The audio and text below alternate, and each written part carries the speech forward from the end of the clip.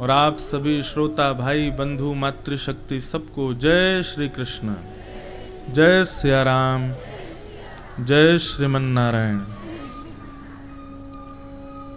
ठाकुर जी की परम कृपा से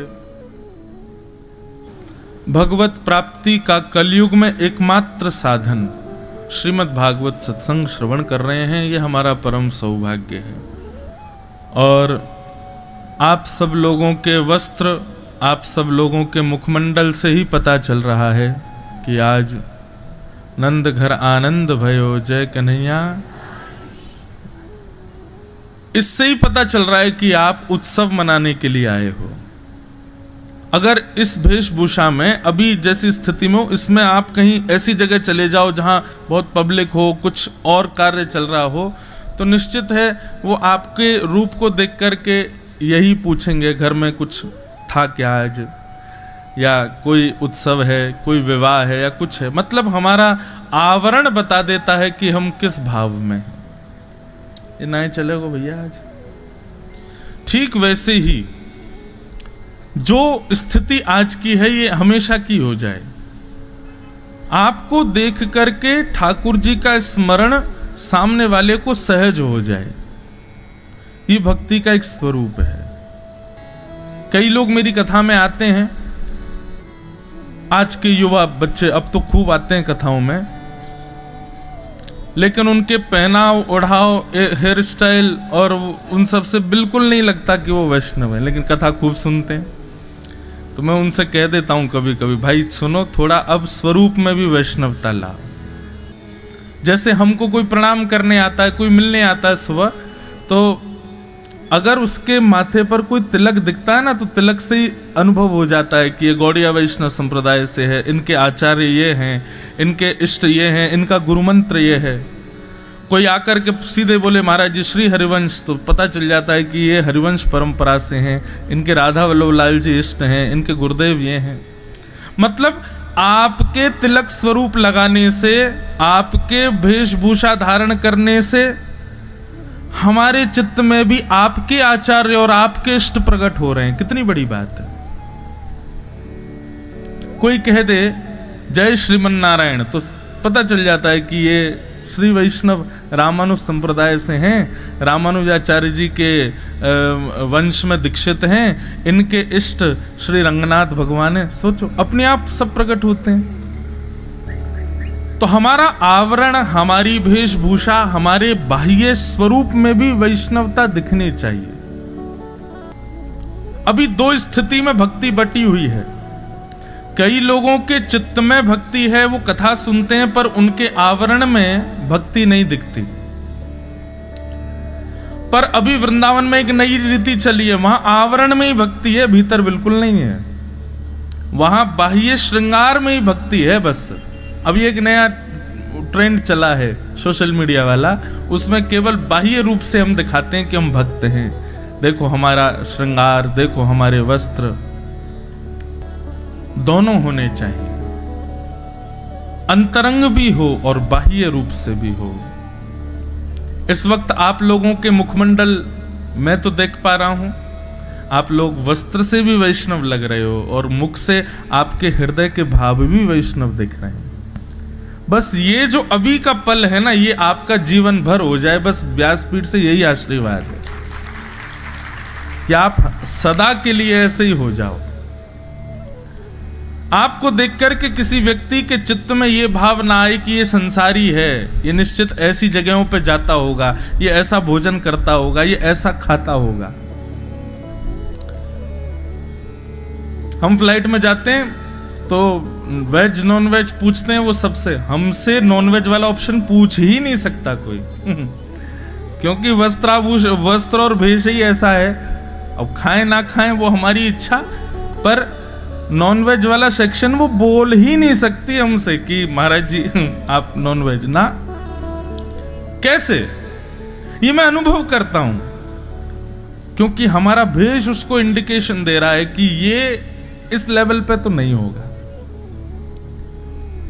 तो आपके भेष में भी वैष्णवता दिखती है। अच्छा, एक और बात, जो आएगा उसको भी नियम पालन करने पड़ेंगे। और नियम नहीं होंगे तो हम जबरदस्ती करवा देंगे।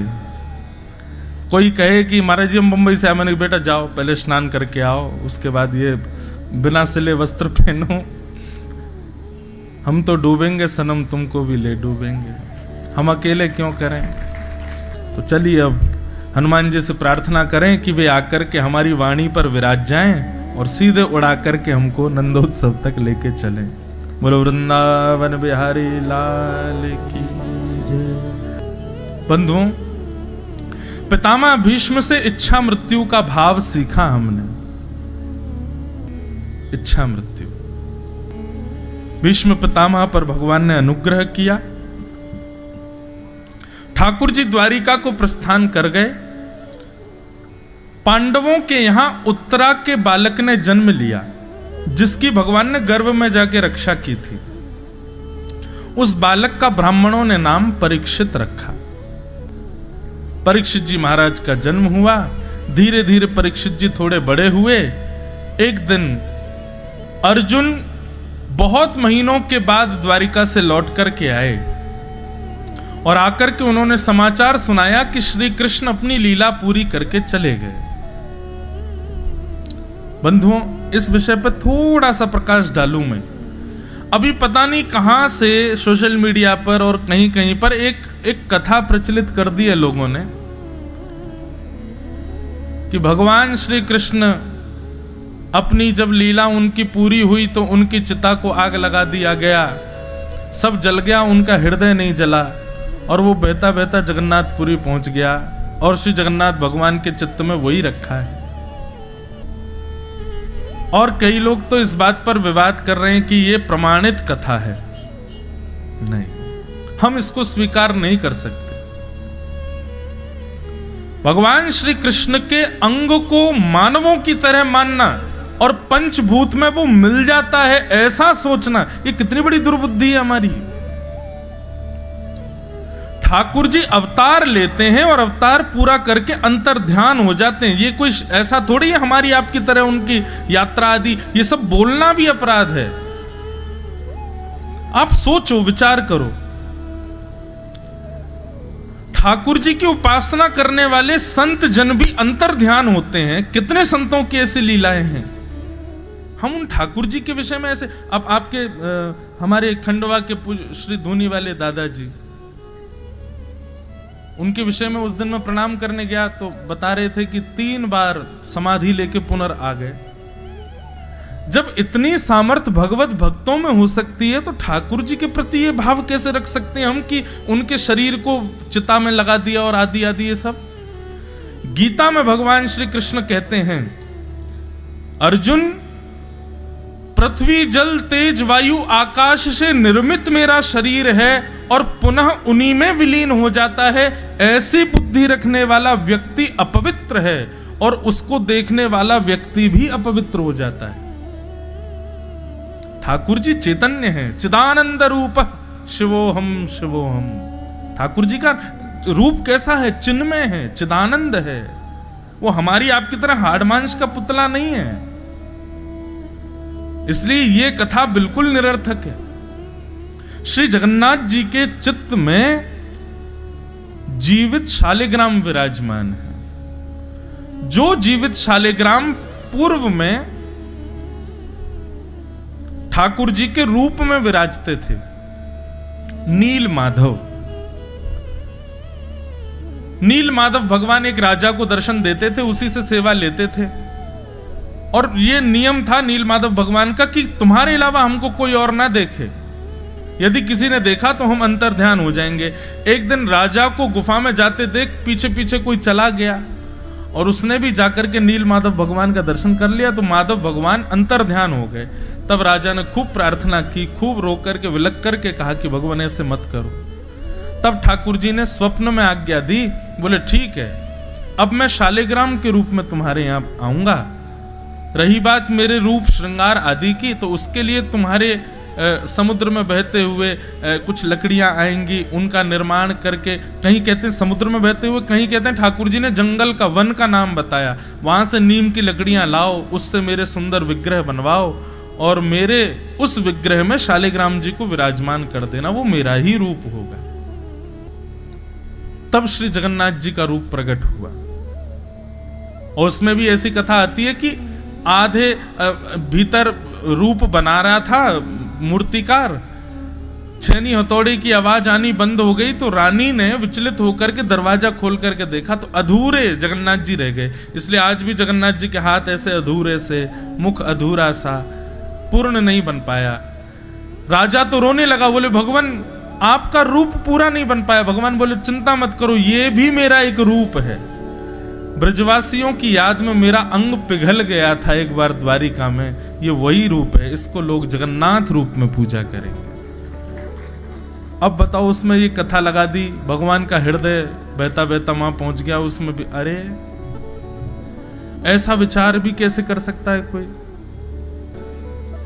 ठाकुर जी का हमारी आपकी तरह अंत नहीं होता। तिरोधाय प्रविष्टोयम श्रीमद्भागवतार्णवम, श्रीमद् भागवत में तो स्पष्ट लिखा है भगवान एक ज्योति रूप धारण करके 7 बार आकाश में भ्रमण करते हुए अंतर ध्यान हुए और वो दिव्य ज्योति श्रीमद् भागवत में आकर के विराजमान हो गई।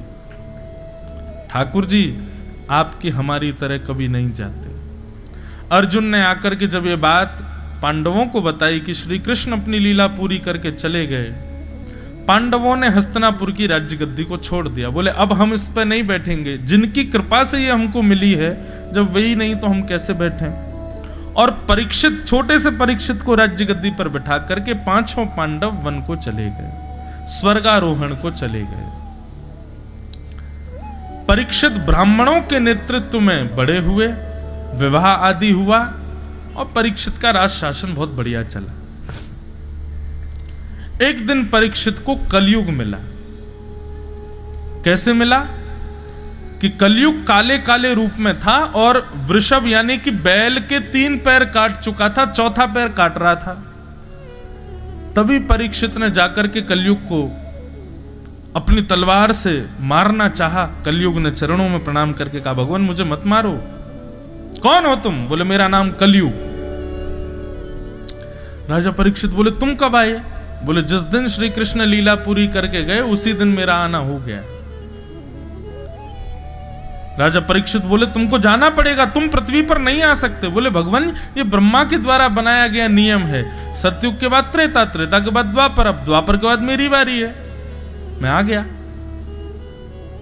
बंधुओं, सतयुग में राक्षस हिरण्यकश्यप हिरण्याक्ष, त्रेता में राक्षस रावण कुंभकर्ण, द्वापर में राक्षस कंस शिशुपाल दंतवक्र, पर कलयुग इतना खतरनाक है, कलयुग तो युग ही राक्षस है। बाकी तो युगों में राक्षस हुए, पर ये तो युग स्वयं ही राक्षस है। अगर आप पूछें कि महाराज जी कलयुग में राक्षस कौन है, हर व्यक्ति राक्षस है, बस एक्टिवेट होने की देर है। ये थोड़ा बहुत डीएक्टिवेशन आपका चल रहा है ना, वो कथाओं की वजह से चल रहा है। ये थोड़ा बहुत आप डीएक्टिवेटेड होना ये इस कलयुग के वायरस से, वो इसलिए क्योंकि धर्म, आध्यात्म और ये सब कथाएं आदि के जगत से आप जुड़े हुए हो। विचार करना, 30 वर्ष की आयु और उसने कभी कथा नहीं सुनी हो, ऐसे व्यक्ति को कभी मिलके देखना आपको उसमें से राक्षसत्व का दर्शन होने लग जाएगा। 40-50 वर्ष निकल गए, कभी वृंदावन ही नहीं गया, महाकाल के दर्शन ही नहीं किए, कभी ओमकारेश्वर नहीं गया, नर्मदा जी में कभी स्नान नहीं किया, गंगा जी को कभी देखा ही नहीं है, कथाएं तो बहुत दूर की बात है। ऐसे व्यक्ति से मिलो, दिख जाएगा राक्षस। तो हम आप सब लोग जो हैं ये बीच बीच में ये कथाएं सुनते हैं, ओमकारेश्वर जाते हैं, अभिषेक करते हैं, नर्मदा जी स्नान करते हैं, गंगा का जल पीते हैं, सत्संग करते हैं। इससे क्या होता है, जो परत हमारे ऊपर कलयुग की थोड़ी बहुत चढ़ी भी होती है वो उधर जाती है, हम फिर से नवीन हो जाते हैं। नहीं तो कलयुग में तो हर व्यक्ति राक्षस है। बंधुओं, जब घोर कलयुग आएगा ना, कथाएं बंद हो जाएंगी, कथाएं समाप्त हो जाएंगी, मंदिरों में ताले लग जाएंगे, कोई नहीं जाएगा, क्योंकि लोग धार्मिक बचेंगे ही नहीं। और जब ऐसा समय आएगा जब आप डीएक्टिवेट हो ही नहीं पाओगे, तब घोर कलयुग आएगा। हर व्यक्ति राक्षस बन जाएगा। इतने स्वार्थी, इतने स्वाभिमानी, स्वार्थी स्वाभिमानी तो अब हैं लोग। सोचो 100 साल 200 साल बाद क्या होगा इस पृथ्वी पर। इसलिए मैं कहता हूं, ठीक कहता हूं, हम सही समय पर निपट लेंगे, हम सही समय पर चले जाएंगे यहां से। ऐसे काम करके जाओ कि दोबारा आना ही ना पड़े। बहुत खतरनाक समय होने वाला है। तो कलयुग, अच्छा कलयुग का रूप कैसा है पता बंधुओं?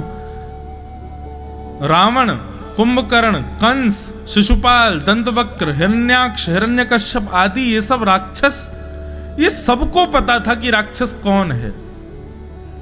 पर कलयुग में क्या होगा? भक्त बाहर से दिख रहा है लेकिन भीतर से पूर्ण राक्षस है। ऐसे भी लोग मिलेंगे। कलयुग बड़ा खतरनाक है। परंतु इस कलयुग में एक गुण है, और हमारे शास्त्राज्ञा करते हैं, यदि किसी व्यक्ति में 100 दुर्गुण हो लेकिन एक सद्गुण हो, गुण भी नहीं सद्गुण, गुण अलग बात है, सद्गुण अलग बात है। गुण तो होता है सामान्य, सद्गुण होता है कल्याणकारी। यदि किसी व्यक्ति में 100 अवगुण है लेकिन एक सद्गुण है तो उसके 100 अवगुणों को आप क्षमा कर दो। कलयुग में लाखों अवगुण हैं पर एक सद्गुण है। वो क्या है पता है? शंख चक्र गदा पद्मधारी श्रीमन नारायण चतुर्भुज भगवान। अब जैसे ही मैंने कहा चतुर्भुज भगवान, आपका चित्त ड्राइंग अपने आप बना देता है। तुरंत शंख चक्र गदा पद्म 4 भुजाएं हैं भगवान की, अपने आप ठाकुर जी प्रकट हो जाते हैं। पंढरपुर के श्री पंडरीनाथ श्री विठ्ठल भगवान, मेरे बोलते ही आपके चित्त में कमर पर हाथ रहे श्री ठाकुर जी प्रकट हो जाएंगे। वृंदावन श्री राधा रमण लाल त्रिभंग ललित ठाकुर जी तुरंत आपके चित्त में प्रकट हो जाएंगे। ये संभवता केवल कलयुग में है और कहीं नहीं है। बोलते ही ठाकुर जी चित्त में प्रकट होते हैं। नहीं तो आप सुनोगे सतयुग त्रेता द्वापर में लोग हजार वर्ष तपस्या कर रहे हैं, 200 साल तपस्या कर रहे हैं, तब भी ठाकुर जी प्रकट नहीं हो रहे। पर कलयुग में नाम सुनते ही ठाकुर जी हृदय में प्रकट हो जाते हैं। ये गुण है कलयुग का। यत्फलम नास्ति तपसा न योगेन समाधिना तत्फलम लभते सम्यक कलौ केशव कीर्तनात्। कलयुग में केशव का कीर्तन करने से केशव प्रकट हो जाते हैं। राजा परीक्षित ने कहा कि तुमको जाना पड़ेगा। कलयुग ने कहा भगवान कुछ स्थान दे दीजिए, मैं वहीं रहूंगा। और 5 स्थान कलयुग को प्रदान किए गए। द्यूतम पानम स्त्रिय सूना यत्रा धर्मश्चतुर्विध पुनश्च याचमानाय जात रूप मदात प्रभु। 5 स्थान हैं कलयुग के। द्यूतम यानी कि जुए में, पानम यानी कि मदिरा पान भक्ष तामसी भोजन के सेवन में, द्यूतम पानम स्त्रिय पर स्त्री संग पर पुरुष संग में, सूना यानी कि हिंसा में, हिंसा कलेश में कलयुग का निवास। और 5म स्थान है बिना मेहनत के कमाया गया धन, बिना परिश्रम के कमाया गया धन। आप कुछ मत कीजिए, बस इन 5 जगहों से बच जाओ। जुआ कभी नहीं खेलना है। खेल कोई भी खेलो, कभी भी पैसे को दांव पर मत लगाओ। पैसे को दांव पर जैसे ही आप लगाते हैं, वो कोई भी बात हो वो जुआ ही हो जाता है। वो द्यूतम की कैटेगरी में ही आता है। द्यूतम, जहां भी आप लक्ष्मी को दांव पर लगाते हो, वही पूरा जो संदर्भ है वो जुआ बन जाता है। उसमें कलयुग का निवास है। दूसरा आता है पानम, मदिरा पान, भक्ष सेवन, मांस भक्षण, इसमें भी कलयुग का निवास है। बंधुओं, हमारे देह को देवालय कहा गया है। देवालय मतलब मंदिर। और जब पता हो कि ये मंदिर है तो मंदिर को अपवित्र नहीं किया जाता। इस देह को भी आप अपवित्र मत करो, कुछ भी लेकर के, कुछ भी पी करके, कुछ भी खा करके। हम लोग ऐसे हैं कि अरे शरीर हमारा, जीव हमारी, मुख हमारा, पैसे हमारे, हम चाहे खाएं चाहे पिएं चाहे कुछ करें, कूड़ादान बना दिया हमने, सब ले लेते हैं भीतर। ऐसा नहीं, हमारे चित्त में ठाकुर जी बैठे हैं। स्वयं भगवान कृष्ण गीता में कहते हैं, सबको ये श्लोक याद है, ईश्वर सर्वभूतानां हृदय सेर्धुन तिष्ठति, सबके चित्त में मेरा निवास है। तो जब पता है कि चित्त में ठाकुर जी बैठे हैं, आप कुछ भी लोगे तो वो उनको ही जाएगा और उसका दुष्परिणाम भोगना पड़ेगा, दुष्प्रभाव भोगना पड़ेगा। तो द्यूतम पानम पर स्त्री पर पुरुष संग, हिंसा और बिना मेहनत के कमाया गया धन, ये 5 स्थान हैं कलयुग के, इनसे बच जाओ बस। राजा परीक्षित ने ये 5 स्थान दिए, लेकिन राजा परीक्षित स्वयं भटक गए। वापस लौट करके अपने राजमहल में आए, आकर के जरासंध का मुकुट अपने सिर पर पहन लिया, जो कि तहखाने में रखा था। अनीति के धन का जैसे ही उपयोग किया, तुरंत कलयुग ने मस्तिष्क पर प्रहार कर दिया। बंधुओं, कलयुग का जो आक्रमण स्थल है वो आपका चित्त है। कलयुग आपके मन को मैला करेगा, आपके विचारों को मैला करेगा, और फिर मन और विचारों के मैले करवाने से आपसे पाप करवाएगा। इसीलिए कहते हैं ये दशांश दान करो, 10वां हिस्सा दान किया करो, यहां इतना आश्रम में दे दो, इतना संतों को बांट दो, असहाय लोगों को दे दो। क्यों ये बांटने का विधान क्यों है? ताकि हमारे धन में जो अंश कलयुग का हो वो निकले, वो जाए। राजा परीक्षित ने जैसे मुकुट पहना, मस्तिष्क में आकर के आक्रमण कर दिया कलयुग ने। और राजा परीक्षित आज आखेट को वन में गए। आखेट कहते हैं शिकार को, शिकार करने वन में गए। आज तक राजा कभी नहीं गए, पहली बार आज आखेट को वन में गए। सब लोग चौंक गए, बोले राजा परीक्षित कैसे जा रहा है? इनके यहां तो हिंसा करना मना है, आज राजा परीक्षित स्वयं जा रहे हैं। यही तो कलयुग का प्रभाव है, जो आपके परिवार खानदान पुश्तैनी में कभी ना किया गया हो, वो काम भी जो आपसे करवा दे, वो कलयुग है। जो आपके दादा परदादा पीढ़ी दर पीढ़ियों ने नहीं किया, वो आप करने लग गए। दुष्कर्म, समझो ये कलयुग आ गया है। कलयुग के बहुत सारे रूप हैं बंधु, कहां तक बताएं। हर दिन एक नया वेरिएंट आ जाता है इसका भी। जैसे कोविड हर साल एक नया रूप धारण करता है, ऐसे कलयुग हर दिन एक नया रूप धारण करता है। किस किस से बचोगे? कहीं ना कहीं तो फंसेंगे। पर ये 5 स्थान जो मैंने अभी बताए, इनमें आपका प्रवेश नहीं है तो कलयुग आपके ऊपर आक्रमण नहीं कर सकता।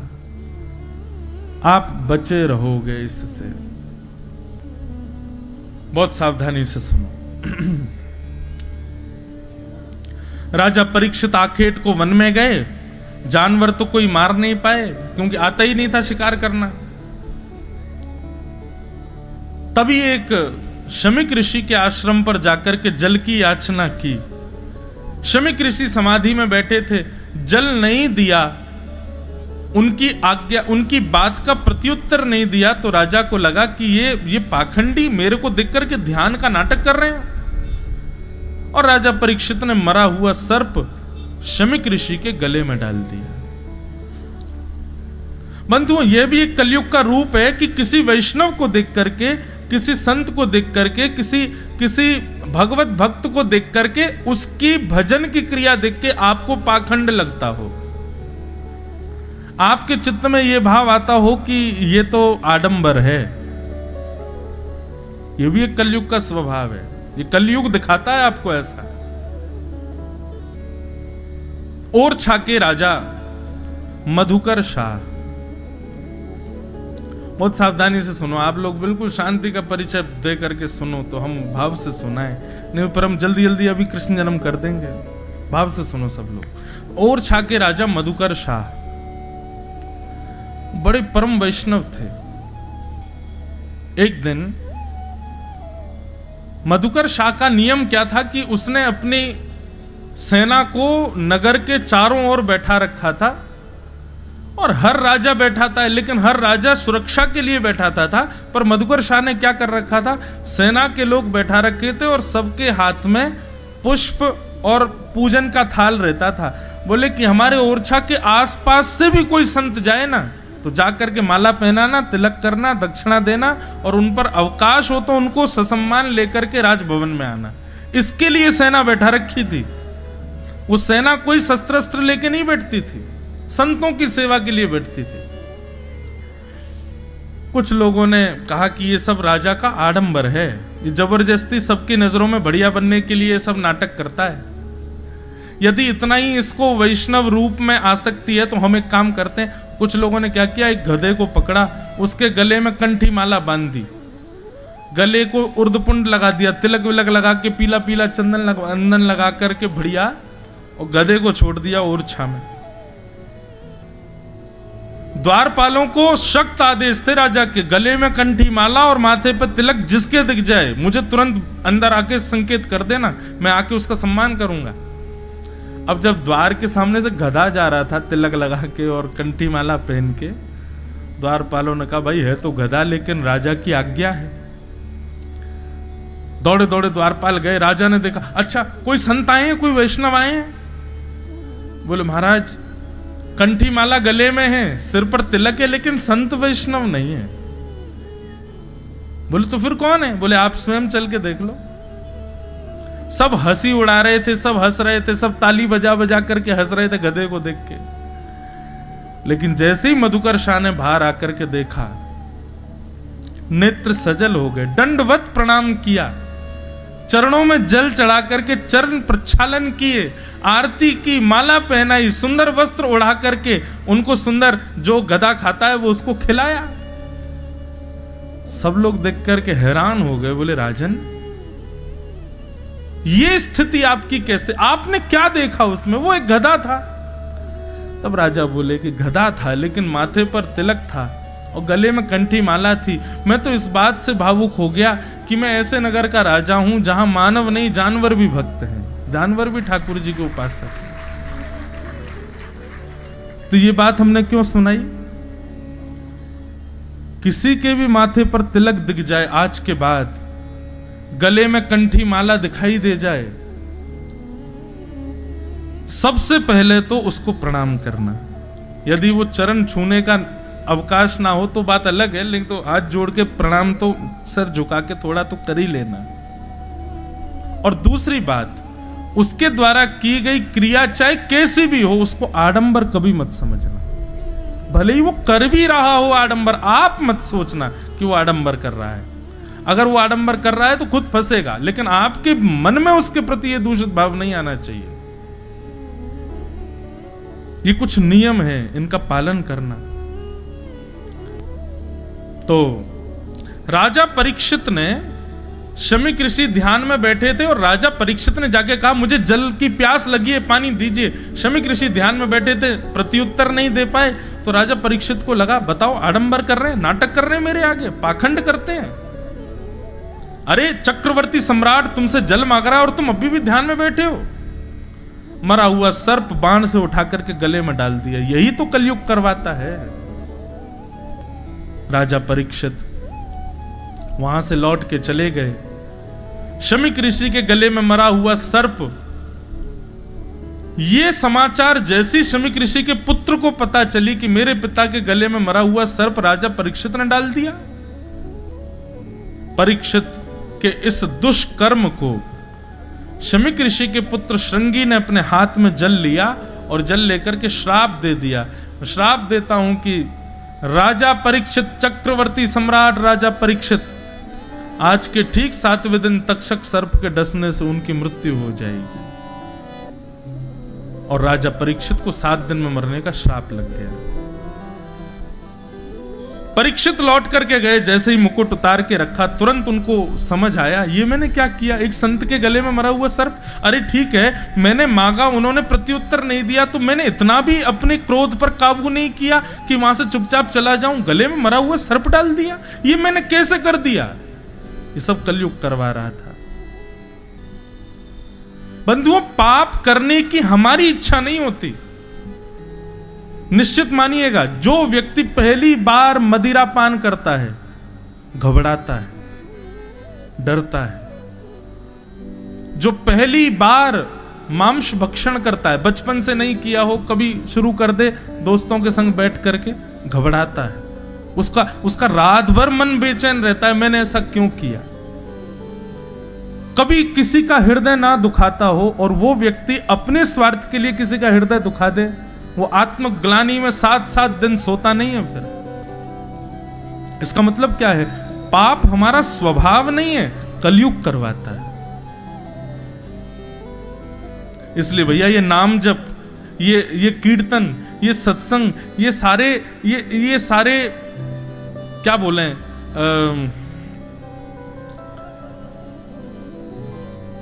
कोविड आया था तो कोविड में वो थे ना प्रोटोकॉल्स, क्या मास्क लगाओ, हैंड सैनिटाइजर साथ में रखो, और क्या था,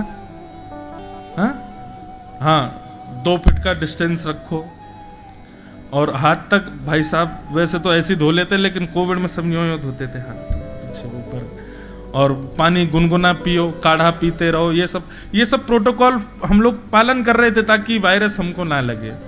ठीक वैसे ही भैया ये कलयुग रूपी वायरस के भी कुछ प्रोटोकॉल हैं, इनका पालन करो। क्या? नित्य भगवान का स्मरण करो, नित्य ठाकुर जी की मधुर चर्चा 20 मिनट नित्य कोई ना कोई कथा सत्संग जरूर सुनो। नित्य अपने जीवन में कुछ नवीनता लाने का प्रयास करो, सत्संग के माध्यम से अपने ठाकुर जी की सेवा करो, माता पिता की सेवा करो, अपने माथे पर तिलक लगा करके रहो।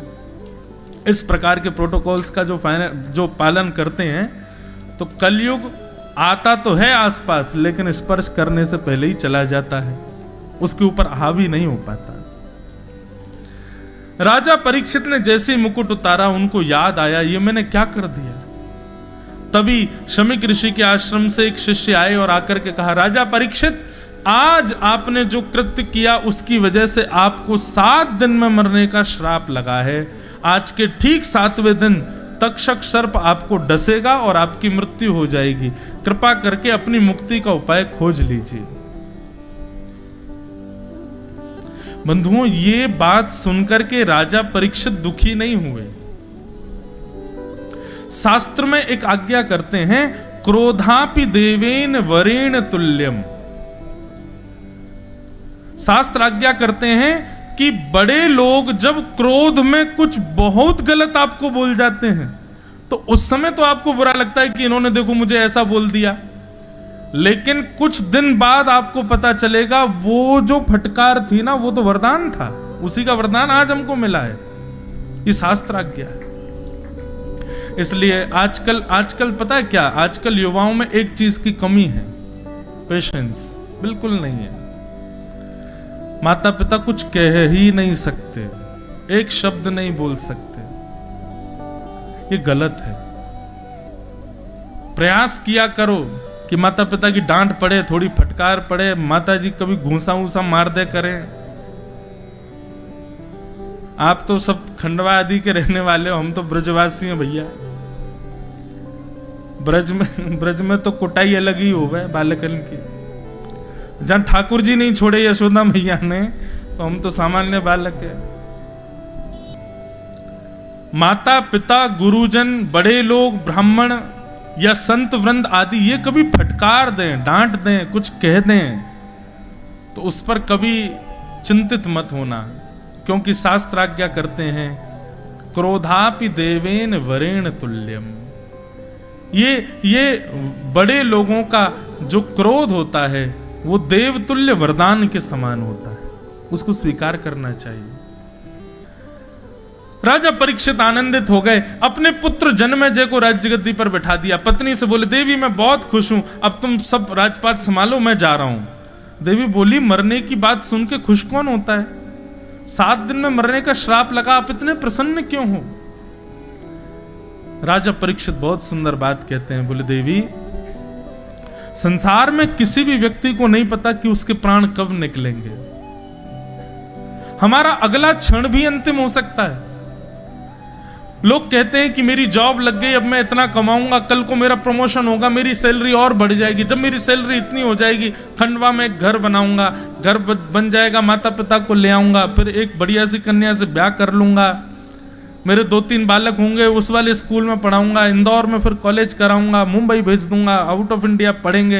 ये सब विचार कर लेता है एक साधारण सी जॉब लगने पर।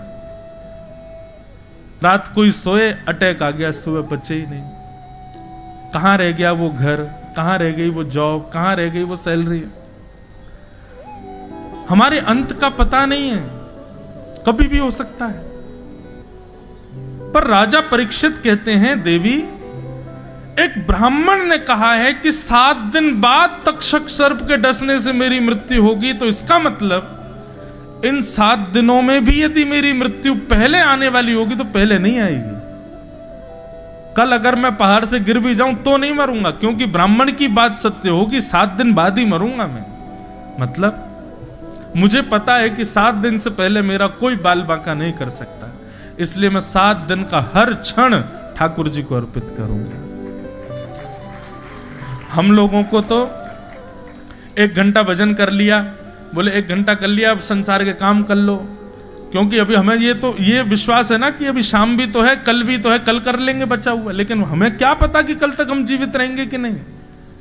इसलिए कहते हैं हर श्वास भजन करते रहो, कोई भी श्वास अंतिम हो सकती है। पर राजा परीक्षित कह रहे हैं कि 7 दिन से पहले मेरी अंतिम श्वास नहीं आएगी। इस बात की मुझे प्रसन्नता है। अब 7 दिन में जितने क्षण होंगे, हर क्षण ठाकुर जी को याद करके मैं व्यतीत करूंगा, इसलिए मैं प्रसन्न हूं। एक और बात बंधु, वैष्णव जो होते हैं ना, आप लोग ये कह रहे होंगे 4 दिन से वैष्णव वैष्णव, ये है क्या वैष्णव? ठाकुर जी का जो भजन करते हैं, कथा से जो प्रेम करते हैं, वृंदावन जाने का जिनका मन होता है, जो तिलक लगाते हैं, जो ठाकुर जी से संबंध रखते हैं, केवल वो पूजा के पात्र हैं, दिन में एक बार उनको अगरबत्ती दिखा दी, धूप बत्ती कर दी, ये व्यवहार स्वभाव रखने वाले वैष्णव नहीं। वैष्णव मतलब दिन में जिस प्रकार माँ पिता पति पुत्रों को स्थान है, ऐसे ही ठाकुर जी को भी स्थान है। उनकी चिंता भी जिनके चित्त में लगी रहती है, उनके लिए जो क्रियारत रहते हैं, उसको वैष्णव कहते हैं। तो जब आप वैष्णव बन जाते हो ना, तो बंधु आपके चित्त से, आपकी बुद्धि से नकारात्मक स्थिति चली जाती है। मतलब अब सगुन नहीं मानते वैष्णव लोग। बिल्ली रास्ता काट गई, गाड़ी रोक ली, लेकिन वैष्णव नहीं रोकते। हमारे संग ठाकुर जी, हमें काय को डरवे की चिंता, चलो आगे।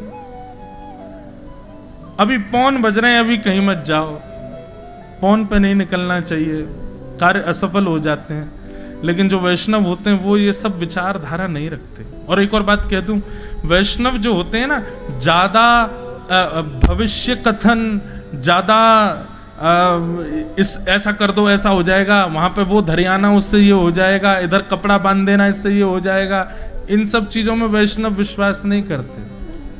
वैष्णवों की तो केवल एक ही विश्वास का केंद्र है, ठाकुर जी। बस वे कृपा करेंगे, सब मंगल करेंगे। अन्य आश्रय नहीं करते वैष्णव। हम महाकाल भी जाते हैं ना, तो महाकाल भगवान से भी यही प्रार्थना करते हैं, हे महाकालेश्वर भगवान, आप कृपा कर देना, आप सबके मनोकामना पूरी करते हो, मेरी भी करो। क्या मुझे ठाकुर जी पहले से ज्यादा प्रिय लगने लग जाएं, ऐसी कृपा करो। हे ओमकारेश्वर भगवान, ऐसी कृपा करो कि हम ठाकुर जी के और समीप पहुंच जाएं। हे वैष्णो देवी मैया, सब देवी देवताओं से हम तो यही मांगते रहते हैं। अभी हमारी कथा 1 तारीख से बागेश्वर धाम में, तो माँ के महाराज जी तो है ही है, फिर वो वो कभी कभी कहते हैं, बोले आप अर्जी लगाया हो। मैंने कि आप ही लगा दो कि ठाकुर जी हमको मिल जाएं, बस यही अर्जी चाहिए। और जीवन में क्या मिले क्या ना मिले इसकी कोई परवाह नहीं। कभी ज्योतिषी से ये पूछा आपने कि भैया ऐसे नक्षत्र ग्रह बताओ, कि हम ये तो पूछ लेते हैं जॉब अच्छी कब शुरू हो जाएगी, बच्चे का ब्याह कब का हो जाएगा। कभी ज्योतिषी से ये दिखवाया कि भैया ये बताओ ठाकुर जी कब मिलेंगे हमको? कभी नहीं पूछा, किसी ने नहीं पूछा होगा, ये मैं गारंटेड कह रहा हूं। स्पेशली 500 रुपए दक्षिणा देखे ज्योतिषी से पूछवा। जब भविष्य में सब है तो यह भी तो होगा। और मैं एक बात सत्य कहूं, आप जिस दिन किसी भविष्य कथन करने वाले से या इस प्रकार के ये ज्योतिष आदियों में, ज्योतिष भगवान के नेत्र हैं, वो गलत नहीं है, वो पूर्ण सत्य है। कभी आप जाकर के यदि विशेष रूप से ये पूछ लोगे या किसी को हाथ दिखा के भैया ये देख के बताओ ठाकुर जी कब मिलेंगे, विश्वास मानना वो रेखा ठाकुर जी से मिलने वाली नहीं भी होगी ना, तो उस दिन ठाकुर जी बना देंगे, बोले अब मिलूंगा इसको, क्योंकि कुछ और कामना नहीं किए, मुझसे मिलना चाहता है। मिलवे को मोहे चाव घनेरो, राखूं नैना नेरा, गोविंद कबहू मिले पिया मोरा। बहुत सुंदर पद है, मुझे पूरा याद नहीं आ रहा, नहीं तो गाता मैं। ऐसी व्याकुलता हम में शायद कभी नहीं आएगी ठाकुर जी से मिलने की। और जिस दिन ये व्याकुलता आ जाए ना चित्त में, प्रसन्न हो जाना उस दिन, क्योंकि आप तो व्याकुल हो ही नहीं सकते, ठाकुर जी हो रहे हैं शायद आपसे मिलने के लिए, इसीलिए भाव प्रकट हो रहा है। तो राजा परीक्षित अपने पुत्र जन्मेजय को राज्य गद्दी पर बैठा करके स्वयं चले गए, और वन में जैसे ही गए तो असंख्य संत वहां पर अपने आप आ गए। भाई एक चक्रवर्ती राजा है, उसको मरने का श्राप लगा, संत अपने आप आ गए, और संतों ने आकर के राजा परीक्षित से कहा, परीक्षित बताओ हम तुम्हारी क्या सहायता करें। तो राजा परीक्षित ने सबसे कहा, मैं 7 दिन में मरने वाला हूं, मेरी मुक्ति का उपाय बताओ। सबने अलग अलग उपाय बताए। किसी ने कहा महामृत्युंजय का जाप करा लो, किसी ने कहा तुम हिमालय पर चले जाओ, किसी ने कहा कंठ भर गंगा जल में खड़े हो जाओ। सब कहने लगे, लेकिन कोई भी प्रमाणित कहकर के ये बात नहीं कह पा रहा था कि तुमको मुक्ति मिलेगी। तभी वहां पर श्री सुखदेव जी महाराज का आगमन हुआ। सब लोग हाथ जोड़ करके सुखदेव जी का स्वागत करो। वेद व्यास जी के सुपुत्र, त्वम द्वष्ट वर्षः, आयु कितनी है उनकी? बोले 8 वर्ष के, 16 वर्ष के हैं, पर देखने में ऐसे लगते हैं जैसे मानो 8 वर्ष का कोई बालक है।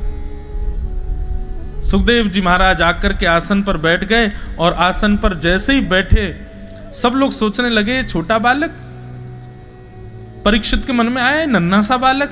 तभी किसी ऋषि ने आगे कहा, बोले नन्हे बालक नहीं, साक्षात सुखदेव जी महाराज हैं, ज्यादा समय व्यर्थ मत करो, चरण पकड़ो, तुरंत अपने संशय का समाधान पूछो।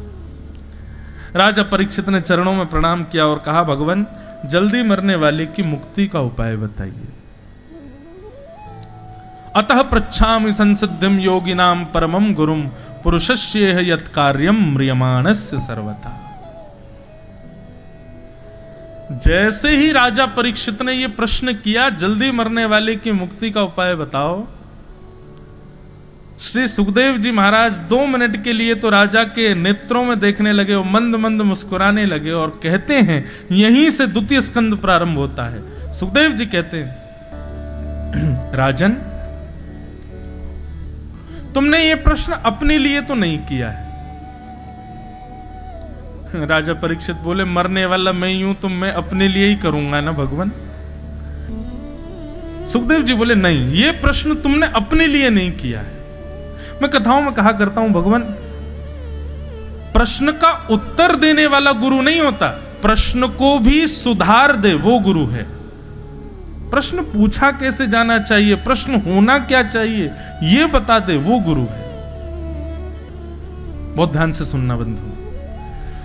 सुखदेव जी कह रहे हैं कि तुमने ये प्रश्न अपने लिए तो नहीं किया है। अब परीक्षित बोले, मैं क्या हट करूं? हाथ जोड़ के बोले, तो भगवान आप ही आज्ञा करें, आपको क्या समझ आ रहा है? बोले, राजन तुम पूछ रहे हो कि मुक्ति का उपाय क्या है? बोले, जी मैं पूछ रहा हूं। बोले, वो बालक पूछ रहा है मुक्ति का उपाय जिसने जन्म बाद में लिया है, गर्भ में भगवान का दर्शन पहले किया है। तुम जब अपनी मां के गर्भ में थे, तब ब्रह्मास्त्र छोड़ा गया था तुमको मारने के लिए, तब तुम्हारी मां उत्तरा ने भगवान की स्तुति गाई, तब तुम्हारी मां के गर्भ में प्रवेश करके भगवान ने अपनी चक्रा गदा से तुम्हारी रक्षा की थी। वो बालक पूछ रहा है कि मुक्ति का उपाय क्या है। राजन तुम तो पहले ही मुक्त हो चुके हो, क्योंकि भगवान ने तुम्हारी रक्षा की है। दूसरी बात, शमीक ऋषि ने तुमको 7 दिन में मरने का श्राप दिया है, और मुक्ति प्राप्ति के लिए 7 दिन नहीं, 7 घंटे नहीं, 7 क्षण नहीं, 1 क्षण काफी है। मतलब कोई पापी से पापी व्यक्ति जीवन भर कुछ बढ़िया नहीं किया, लेकिन प्राण निकल रहे हो, अंतिम श्वास बस प्राण की बाहर आने वाली है और तुरंत समाप्त होने वाला है, उस समय पर यदि उसको कोई हरिनाम संकीर्तन सुना दे तो उसके जीवन के सारे पाप नष्ट और वो सीधे मुक्ति को प्राप्त करेगा। ताली क्यों बजाई आपने? अभी तो बात चल रही है, और थोड़ा तत्पर होके सुनिए। ये तो अभी संवाद चल रहा है, संवाद तो पूरा होने दो पहले, फिर बजाना ताली। राजन, तुम ये विचार करो कि ब्राह्मण ने ये क्यों नहीं कहा कि अभी इसी वक्त तक्षक सर्प जाए और जाकर के राजा परीक्षित को डस दे? उसके मुंह से 7 दिन की ही अवधि क्यों निकली? और 7 दिन की अवधि निकली तो तुम फिर ये मुक्ति क्यों मांग रहे हो? तुम तो पहले से ही मुक्त हो, ठाकुर जी ने तुम्हारी रक्षा की है। और दूसरी बात, मैंने कल कहा था ना कि अभी आगे ये मुक्ति वाली फिलॉसफी भी रुक जाएगी, दूसरी नई फिलॉसफी शुरू होगी। मुक्ति का मतलब होता है वैकुंठ की प्राप्ति, जहां से दोबारा जन्म नहीं लेना पड़ता।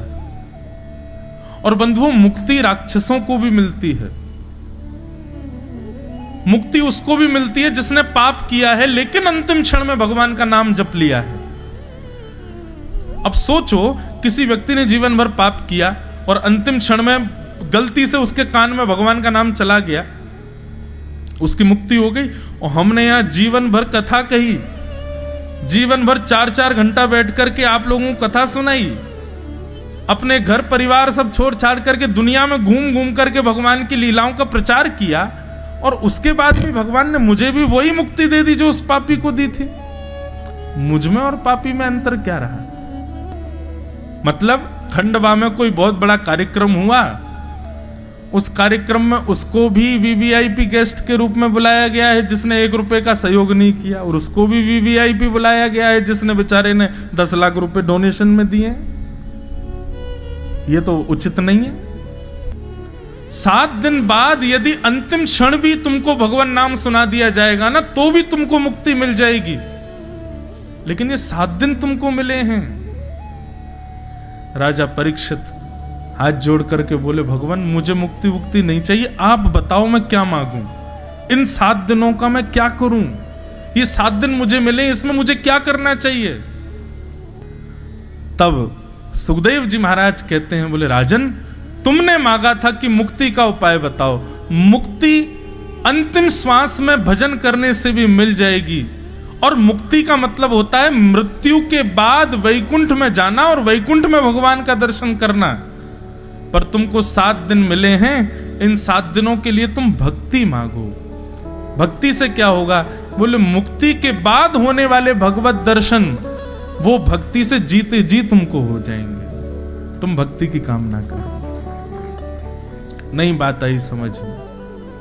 मुक्ति का मतलब क्या है?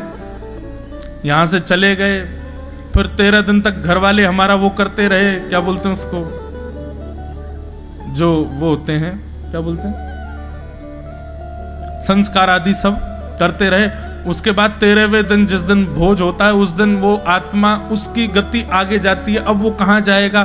फिर हमको वैकुंठ मिला, वैकुंठ में बैठे रहे, वैकुंठ में भी लंबी लाइन लगी है। कब जाकर के वैकुंठ में नंबर आया, अंदर जाकर के पहला दिन तो उसी में निकल गया, ये कमरा है, यहाँ बैठना है, यहाँ रहना है। अब भगवान का दर्शन कब होगा? बोले भगवान तो अभी व्यस्त हैं, 10-5 दिन रुको, तब जाके ठाकुर जी मिलेंगे। इतना लंबा समय। लेकिन भक्ति करने वाले व्यक्ति को मुक्ति प्राप्त करने वाला वैकुंठ जाता है, तब ठाकुर जी मिलते हैं। पर भक्ति करने वाले के जो ठाकुर जी ही प्रकट हो जाते हैं पृथ्वी पर, और उसको ठाकुर जी के दर्शन हो जाते हैं। हे राजा परीक्षित, तुम ये मत मांगो कि 7 दिन में मुक्ति कैसे मिले, बल्कि ये मांगो इन 7 दिनों में मृत्यु से पहले मुझे ठाकुर जी कैसे मिले। सुखदेव जी महाराज की इन बातों को सुनकर के परीक्षित के चित्त में अब मुक्ति की कामना नहीं। अभी तक तो टेंशन में बैठे थे, 7 दिन बचे हैं, बस क्या करूं क्या करूं क्या करूं। अब बिल्कुल निष्फिक्र हो गए। अब उनको ये चिंता नहीं है कि तक्षक सर्प आएगा मुझे डसेगा। अब तो वो ये कह रहे हैं कि सांवरा आना चाहिए, कन्हैया आना चाहिए, मेरे प्राण निकले उससे पहले ठाकुर जी मुझको दिखने चाहिए। सुखदेव जी ने ऐसा कर दिया परीक्षित को, परीक्षित तुम्हारा मन नहीं होता, तुम्हारे पूर्वजों के साथ जो रहे, तुम्हारी मातृ गर्भ में जो आए, तुम्हारी माँ ने जिनका दर्शन किया, पूरा विश्व जिनको भगवान श्री कृष्ण कहता है, वो दिखते कैसे हैं, उनका स्वभाव कैसा, उनका प्रभाव कैसा, उनके बारे में जानने का मन नहीं तुम्हारा। तब राजा परीक्षित ने कहा, बोले कि अब मुझे मुक्ति उक्ति नहीं चाहिए, अब तो मुझे भक्ति दो आप। और महाराज बस इतनी कृपा कर दो, ये 7 दिन पूरे हों उससे पहले ठाकुर जी मुझको दिख जाएं, ये कृपा करो। बंधुओं एक बात कहें, गुरु यदि प्रसन्न हो जाए, प्रयच्छति गुरु प्रीतो वैकुंठम योगी दुर्लभम, तो बड़े बड़े योगियों को भी जो दुर्लभ भगवान का दर्शन है वो गुरु प्रसन्न होकर करा देगा। और गुरु की प्रसन्नता दक्षिणा देने में नहीं, गुरु की प्रसन्नता उसको व्यंजन खिलाने में नहीं, गुरु की प्रसन्नता उसकी खूब सेवा करने में नहीं, गुरु की प्रसन्नता केवल और केवल गुरु जो प्रवचन में, कथा में या अपने सत्संग में जो बातें कहते हैं उनका तुम पालन करने लग जाओ, गुरु उसी से प्रसन्न होता है। और यदि गुरु प्रसन्न हो गए तो आपको वो मिलेगा जो बड़े बड़े योगियों को नहीं मिलता है। सुखदेव जी ने चरणों में प्रणाम किया और परीक्षित जी महाराज सुखदेव जी के चरणों में प्रणाम करते हुए कह रहे हैं, ये गुरु का स्वरूप है। बंधुओं आपका प्रश्न क्या था उसका उत्तर तो नहीं, पर उस प्रश्न को ही सटीक करके फिर उसका उत्तर दिया। ये गुरु का स्वरूप है। राजा परीक्षित तो मुक्ति मांगना चाहते थे, लेकिन वही बात है, कांच मांगना चाहते थे लेकिन हीरा दिया। तुम मुक्ति मांग रहे हो, हम तुमसे कह रहे हैं भक्ति मांगो तो श्री कृष्ण यहीं आ जाएंगे, तुम क्यों वैकुंठ जाओ।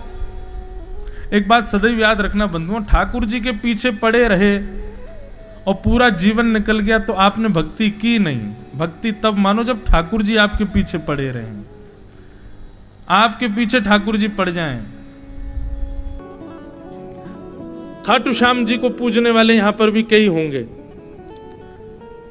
बर्बरीक जी ने क्या कहा था कि महाभारत युद्ध का सबसे बड़ा योद्धा कौन, जब ये प्रश्न किया गया कि महाभारत युद्ध का सबसे बड़ा योद्धा कौन, तो बर्बरीक जी इशारा करते हैं योगेश्वर कृष्ण। उस समय पांडव कहते हैं, बोले बर्बरीक जी आप उसको योद्धा बता रहे हो जिसने शस्त्र भी नहीं उठाया, जिसने शस्त्र भी नहीं उठाया आप उसको योद्धा बता रहे हो, ये कैसे हो सकता है। श्री कृष्ण ने तो युद्ध ही नहीं किया, श्री कृष्ण तो पूरे युद्ध में रथ हाँकते रहे और आप कह रहे हो ये महाभारत युद्ध के सबसे बड़े योद्धा। बर्बरीक मंद मंद मुस्काने लगे, बोले यही तो बात है, आप सबको युद्ध करने के लिए शस्त्र की आवश्यकता है, लेकिन श्री कृष्ण को शस्त्र की आवश्यकता नहीं। वास्तव में अर्जुन, नकुल, सहदेव, युधिष्ठिर, भीम, तुम लोगों ने जितनों को मारा ना वो सब उसी समय मर चुके थे जिस समय कृष्ण के विपक्ष में खड़े थे। उनकी मृत्यु तो उसी समय हो गई थी, लेकिन केवल तुम लोगों को श्रेय देने के लिए तुम्हारे धनुष से बाण मरवा दिया, तुम्हारी तलवार से गला कटवा दिया, बाकी मर तो ये उसी दिन गए थे जब ये कृष्ण के विपक्ष में खड़े हो गए थे। और इसका प्रमाण आता है जब कर्ण युद्ध मैदान में जा रहा था तो दानवीर कर्ण माना जाता है, तो कर्ण से दान मांगने के लिए इंद्र ब्राह्मण का रूप धारण करके आ गया बीच युद्ध मैदान में। और कर्ण के पास में 2 कवच थे, एक तो कुंडल एक कवच।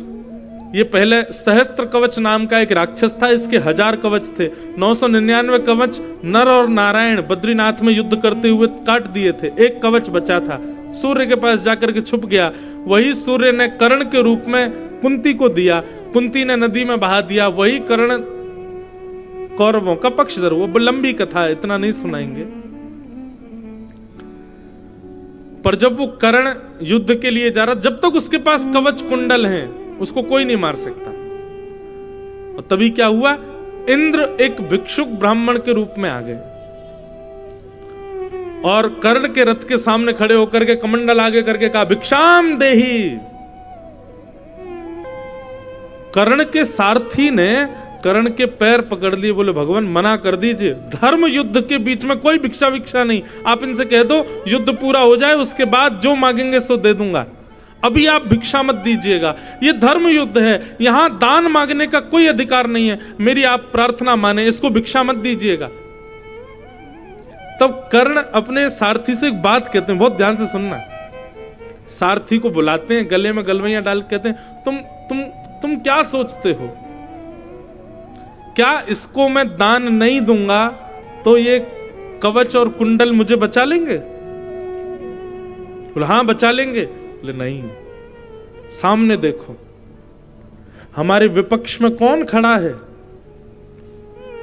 यदि मानव हो तो युद्ध किया जा सकता है, देवों का देव खड़ा है, इससे कैसे बचोगे? और कब तक तुम्हारे कवच कुंडल तुमको बचाएंगे? अगर बैरी कोई इंसान हो तो युद्ध किया जाए ना, हमारे बैर में तो जगन्नाथ बैठा है, कौन सा कवच कुंडल इनसे बचा लेगा? कर्ण को पता था कि हम युद्ध हारेंगे, क्योंकि हमारे बैरी श्री कृष्ण है। वही बर्बरी कहते हैं, कौरव तो उसी दिन मर गए थे जिस दिन भगवान के विपक्ष में खड़े हो गए जाकर के, और पांडव तुम उसी दिन जीत गए जिस दिन ठाकुर जी के संग खड़े हो गए।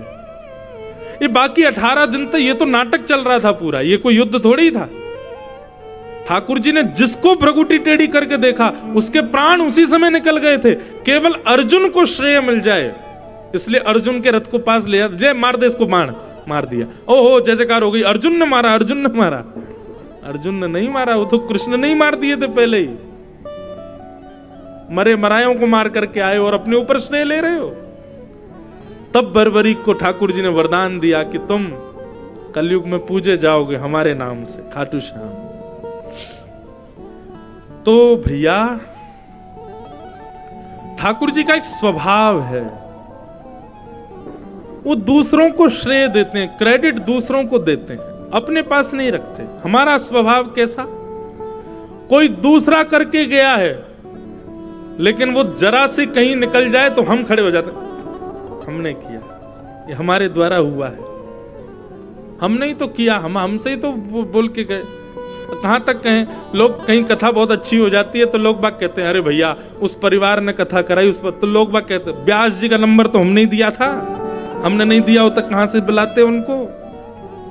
वही वाली बात हो गई, सब्जी बहुत बढ़िया बनी, सब प्रशंसा करने, माँ आपने सब्जी बहुत बढ़िया बनाई, पिताजी बोले सब्जी लाया तो मैं था दुकान से, मैं ही नहीं लेके आता तो बनती कैसे। हमारा स्वभाव ऐसा है, हम हर बात का श्रेय लेना चाहते हैं, पर ठाकुर जी का स्वभाव बिल्कुल उल्टा है। ठाकुर जी क्रिया कर देते हैं और श्रेय भी आपको दे देते हैं। कुछ सीखो बंधुओं ठाकुर जी से, कभी भी श्रेय नहीं लेते भगवान, हमसे बुलवा देते हैं, हमसे गवा देते हैं, लोग हमारी प्रशंसा कर देते, आपने कितनी बढ़िया कथा करी, आपने कितना बढ़िया भजन गाया महाराज जी। ठाकुर जी यदि चौक कर दें यहां से, फिर बोल के दिखाएं हम, फिर गा के दिखाएं हम, नहीं कर सकते। इसलिए भैया ठाकुर जी से ये सीखो, कुछ भी श्रेष्ठ करने के बाद श्रेय दूसरों को दो, अपने पास मत रखो। भगवान ताली बजाने लगे, वाह वाह वाह वाह वाह, देखो उत्तरा के भजन बल ने उसकी रक्षा कर ली, पूरी हस्तिनापुर जय जयकार करने लगी, उत्तरा की जय हो, उत्तरा जैसी पुत्री सबको मिले, उत्तरा जैसी पत्नी सबको मिले, उत्तरा जैसी मां सबको मिले। इन सब जय जयकारों के बीच में कोने में खड़ी कुंती भगवान को देख रही थी। ठाकुर जी, आप बहुत चतुर हो, करते खुद हो, ये गुण सीखिए ठाकुर जी से। ठाकुर जी से कोई ना कोई लक्षण उनके जैसा हमारी भीतर आए। आज के बाद प्रयास करके देखना बंधु, है बहुत कठिन ये काम कि कार्य कर देना आप, श्रेय दे देना किसी और को। हाँ, ये गुण हमारे अंदर है, पर कब है? गलत करके दूसरे को श्रेय देना। इसने किया है, हमने नहीं किया। कुछ अच्छा करो, कुछ श्रेष्ठ करो, कुछ श्रेयस्कर करो और श्रेय दूसरे को दो। और देखो, दूसरे को देने में आपको थोड़ा संकोच हो सकता है। इसमें आप ये भी कह सकते हो, महाराज जी आप दूसरे को श्रेय दिलवा करके एक प्रकार से उसके हृदय में अभिमान को नहीं जगवा रहे हो, ये भी बात ठीक है। तो इतना कर लो, करो खुद, श्रेय दे दो ठाकुर जी को। ठाकुर जी ने किया सब, हमारी कोई, लेकिन इस बात को मानो भी। कई लोग देते तो श्रेय हैं ठाकुर जी को, वाह भैया आपका घर बहुत बढ़िया, अरे ठाकुर जी कृपा महाराज, गाड़ी बहुत अच्छी है, ठाकुर जी की गाड़ी है, घर परिवार बहुत बढ़िया, ठाकुर जी का महाराज जी सब। बोलने में नहीं, ये स्वीकार में आना चाहिए, ठाकुर जी का है। कुंती ने भगवान की इस भेद को समझ लिया, बोले भगवान रक्षा आपने की और श्रेय पूरा दे दिया कुंती उत्तरा को। जय हो। कुंती ने भगवान की स्तुति गाई और स्तुति सुनकर के भगवान बड़े प्रसन्न हो गए। भगवान कुंती की बात सुनकर के आगे बढ़ने लगे। जैसे ही ठाकुर जी द्वारिका के लिए प्रस्थान करने लगे तो भीष्म पितामह ने भगवान की स्तुति गाई। बंधुओं, बहुत सुंदर प्रसंग है भीष्म पितामह का, लेकिन मैं केवल एक भाव कहता हूं भीष्म पितामह की स्तुति में, बहुत ध्यान से सुनिएगा। भगवान रथ में आरूढ़ होकर के द्वारिका जाने को प्रस्थान कर रहे थे, पर तभी युधिष्ठिर रोने लगे और युधिष्ठिर को रोता देख भगवान रुक गए। पूछने लगे, युधिष्ठिर तुम क्यों रो रहे हो? तब युधिष्ठिर कहते हैं कि भगवान, मैंने कितने सारे बालकों को अनाथ कर दिया, कितनी सारी माताओं को विधवा कर दिया, इस वजह से मैं बहुत दुखी हूं। मुझे महाभारत का युद्ध नहीं करना चाहिए था। अरे अपनी हार मान करके कौरवों को विजयी कर देना चाहिए था, ताकि ये युद्ध नहीं होता, इतने सैनिक नहीं मारे जाते, इतने सैनिकों की पत्नी विधवा नहीं होती, इतने बालक अनाथ नहीं होते। ठाकुर जी बोले, भैया अब अर्जुन की भी यही स्थिति हुई थी तो उसको हमने गीता सुनाई, अब इसको दोबारा से गीता कैसे सुनाऊं मैं? तब भगवान युधिष्ठिर को संग लेकर के भीष्म पितामह के पास गए और भीष्म पितामह से ज्ञान उपदेश कराने के लिए ठाकुर जी भीष्म पितामह के पास गए। बंधुओं, एक बात हम कथा में कहा करते हैं, थोड़ा ध्यान से सुनिएगा। भीष्म पितामह को एक वरदान प्राप्त है। कौन सा वरदान प्राप्त है? सबको पता है। कौन सा वरदान है? इच्छा मृत्यु। भीष्म पितामह जब तक उनकी इच्छा नहीं होगी तब तक वो मर नहीं सकते। हम लोगों को यह पता है कि उनकी ऐसी इच्छा मृत्यु है कि जब तक वो चाहे नहीं वो मर नहीं सकते। पर भीष्म पितामह ने चाहा क्या कि मेरी मृत्यु कब हो? निश्चित मानिए, एक व्यक्ति, उनसे मैंने पूछा, मैंने कि अगर आपको इच्छा मृत्यु मिल जाए कि भाई तुम जैसे चाहो वैसे तुम्हारे प्राण निकलें, बताओ क्या सोचोगे? संसारी व्यक्ति का यही रहता है कि महाराज धन की गड्डियां पड़ी हों चारों तरफ, आहा चना हुआ हो, बीच में मैं पड़ा हुआ हूं और देखते देखते मेरे प्राण निकल जाएं। कोई जलेबी का इतना बड़ा प्रेमी, वो कहता है जलेबी मेरी जीभ में जाए और जैसी मैं रस लूं सो ही मेरे प्राण निकल जाएं। दुनिया के लोग हैं, संसार के कुछ भी सोच लेते हैं, कहीं भी प्राण त्यागने की इच्छा हो जाती है। पर हमारी इच्छा, मैं जो बात कहना चाहता हूं वो सुनो। ये इच्छा मृत्यु का वरदान केवल भीष्म पितामह को नहीं मिला है, ये मुझे भी मिला है और आपको भी मिला है, ये हम सबको मिला है इच्छा मृत्यु का वरदान। पर हमने कभी इच्छा मृत्यु प्रकट ही नहीं करी, हमने कभी सोचा ही नहीं आज तक कि हमारे प्राण कैसे निकले। कभी विचार किया? और मैं कथाओं में कहा करता हूं बंधुओं, व्यक्ति हर उस वस्तु का विचार करता है जो उसके पास नहीं है। डिग्री नहीं है, कैसे लेनी है विचार करेगा। क्वालिफिकेशंस नहीं है, कैसे मिलेंगी विचार करेगा। घर नहीं है, बनाना है विचार करेगा। ब्याह नहीं हुआ, पति पत्नी कैसी चाहिए विचार करेगा। बच्चे होंगे, उनका नाम विचार कर लेगा, उनका स्कूल विचार कर लेगा, उनका फ्यूचर विचार कर लेगा। हर उस वस्तु का विचार कर लेता है जो उसके पास नहीं है, उनको प्रकट कर लेता है। लेकिन उसको जो जन्म से प्राप्त है कि एक दिन वो मरेगा, उसके बारे में कभी विचार नहीं करता। आप किसी बालक की कुंडली बनवाओ, ज्योतिषी बोलेगा इंजीनियर बनेगा, डॉक्टर बनेगा, ये बनेगा, वो बनेगा, संत बनेगा, जो भी बने।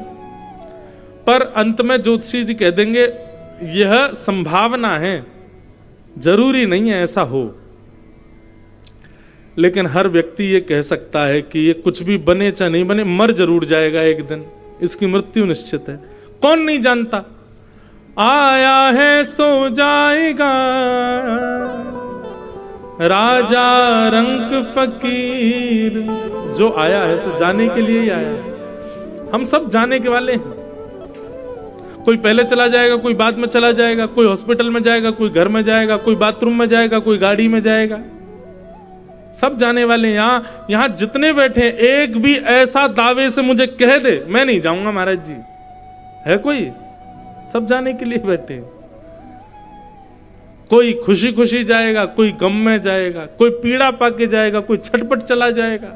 जाने के लिए सब बैठे हैं यहां पे।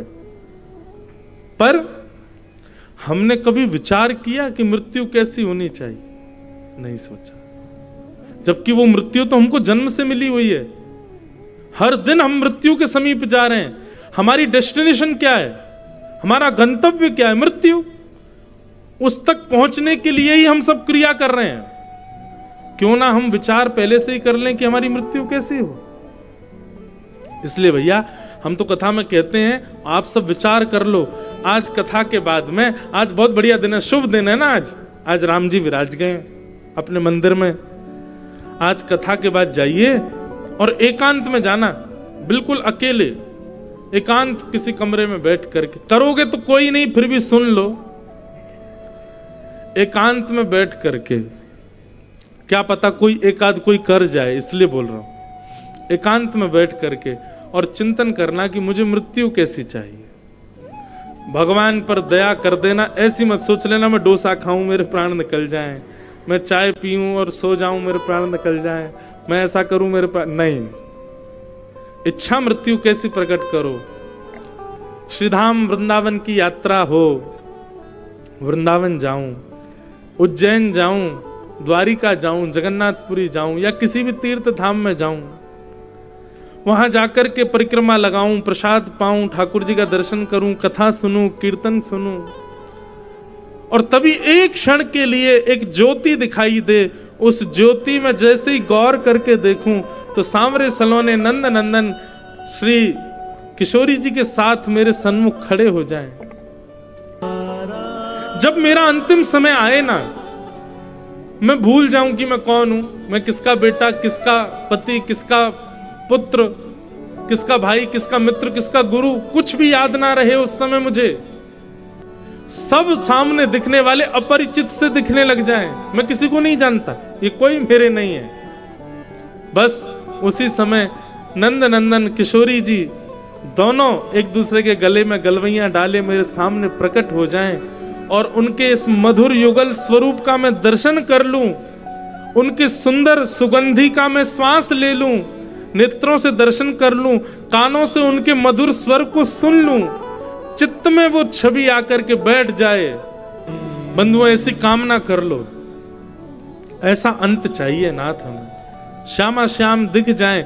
बंधुओं, जो लोग ये विचार करके बैठे मरने के बाद ठाकुर जी को देखोगे,